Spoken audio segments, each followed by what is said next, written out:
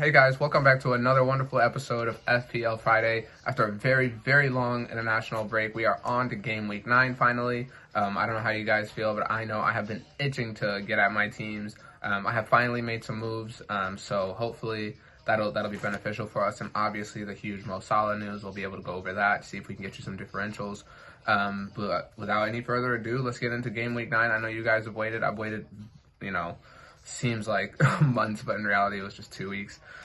So let's get into the gems. I have been loving these Villa players. I've been talking about them all season so far, and I think I'm going to continue to talk about them, especially Target. I can't believe he's still at 4.5, no price rise at the moment. Might be scheduled to do one in the coming days, depending on how they do after this big game. Still relatively low owned, less than 10% obviously, but the next few games are Brighton, West Ham, Newcastle, Wolves, Burnley, West Brom, so obviously those look wonderful, wonderful games.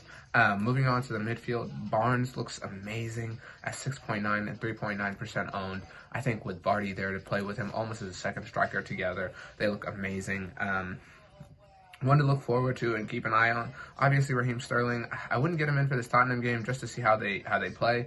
But if they are clicking and City look good again, I would be looking to get him in, and he's still at 5.2%, which is unheard of for him. Moving up top, Richarlison. He hasn't making a lot of noise because of Dominic Calvert-Lewin, but at 3.9% owned, I think that's a wonderful differential, less than 5% and less than 8 million. I think they're exactly the same price right now, him and Dominic Calvert-Lewin at 7.8. But those are our gems, our quick gems for this week. And let's get into some of our submissions for this week. We have Edward for FPL surgery. This is his team coming up. I would say to maybe start Walker Peters over Taylor, just because that Achilles injury looks to be nagging. Salah's on the bench, obviously. I'm guessing he decided not to drop him. I'm 50-50 on that. You could drop him if you're going to make way for someone else, but this guy's got a great midfield. Rodriguez, Ziyech, Fernandez, and Son as well. So I would just stay with them and see if Salah will be back in a week or two. If it's past a week, no way I'd keep him. Personally, even 1 week for myself, it's a little too much for at 12 million. But you've got a great team to back up on. Next team is Ismail. He's captain. I would say captain Bruno, Grealish, or Dominic Calvert-Lewin. His bench looks wonderful, and Vardy can even be a great differential for you. So not too much to really go over here. I do like Bruno. He's been on a lot of people's radars, and I think he's going to be our standout captain pick for this pick. But I think Grealish and Dominic Calvert-Lewin would also be not really a far-fetched captain pick at all. And then next one coming up is Nur.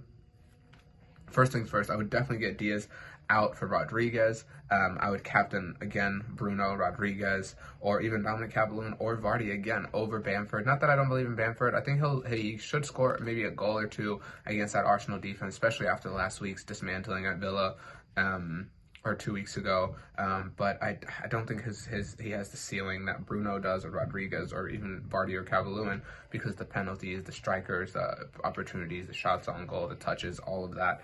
And he also has a lot of money invested in his back. He has one big hitting midfielder, and that's probably the reason that he has that. And I would definitely try to reinvest that in the coming weeks, especially just how much quality and how much selection options I guess we have in the midfield this year. And that'll be our FPL surgery for this week, guys. Coming up after this short little break, we will be going over our team, how we did last week in game week 8, looking for our teams in game week 9, what changes we can make, especially the whole Salah incident. And as far as captain picks, we have a few standouts, and then we have some differentials for you this week, so stay tuned. Welcome back, guys. This is FPL Friday. We're going to be going over our team and how we did in game week 8. So without any further ado, this is our team. And a pretty good score. Starting at the back, we weren't sure who to start, Ryan or McCarthy. It didn't really matter. They both got clean sheets. Kyle Walker-Peters was able to get us that clean sheet plus the 3 bonus points. Taylor as well got us two bonus points. Lamptey, very lucky to also get us that clean sheet.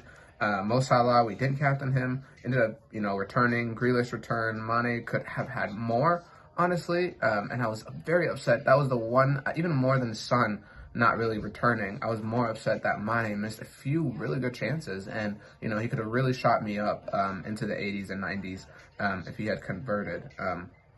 Kane obviously returned. Mopai, whopping 2 points. So I'm really getting sick of him. And then Bamford, the man looks clinical in front of goal. And then our bench also returned some. Click with a return. Ryan obviously with a return. Kilman unable to return. And then Ferguson, the pit, the sinkhole basically, just sitting there at the last end of my bench. Looking into game week 9, I personally don't know about keeping Mo Salah further than any more. I got him at 12 million. He got me to the value of 12.2. I think he's dropped down now to 12.3, so I'd really just be losing 0.1. And I think I can get him back in a week or two, so I'm not too worried. We've got a pretty good midfield. Next week, we're probably going to drop Son to get KDB. And so looking forward in that, we've dropped Mapai this week for Watkins to say 0.6, 0.7. And I just got tired of Mopai and Watkins with the foreign fixture. Everything looks great. Backing him up with Grealish, I think that's like a great 1-2 combo. And then also bringing in Bruno as a captain option for us this week and selling Mo. We're a little tight on next week. I'm probably going to drop Son. We have almost 3 million in the bank, so we can afford to get KDB or Salah. But I also have Mane, so I think I'm going to ride that out and see how the Salah drama goes on. But if it doesn't go on and he comes back with a bang, I'll probably get him in a week or two. And then let's move on to our captain options for this week. I don't think I need to say anymore. Bruno looks like the man to go to. They're playing at home. You would think United haven't had a home win so far this season. You would think it's going to come. I would think it's going to come. And I think Cavani looks sharp. I never thought I'd say that, but Martial might be on the bench, and so Cavani up top, maybe with Greenwood and Rashford on the sides. Bruno can play a 10 role, and if he does that, he can get anywhere to 10, 15 to 20, 30 points. So I have no issue with captaining him, but if you want some differentials, we also, Dominic Calvert-Lewin looks like a great differential. Vardy looks like a great differential against that Liverpool defense. And I also think that City and Tottenham game is going to be very high scoring. So any one of those guys could be a great captain option. Hope you guys do well. Hope the international break was not as bad as it has seemed to everyone else. I was lucky to really get away with it with just the Mo Salah. And I had 2 transfers banked, so I could, I was very flexible to do anything. Just keep working, guys. Keep doing your thing. Please comment, share, and subscribe if you haven't already. I would love that, and it would help me tremendously. Really doesn't take any more than a few seconds if you're already watching this video, so I would really appreciate that. Until next week, guys, let's keep chasing those green arrows. Thank you. Bye-bye, guys.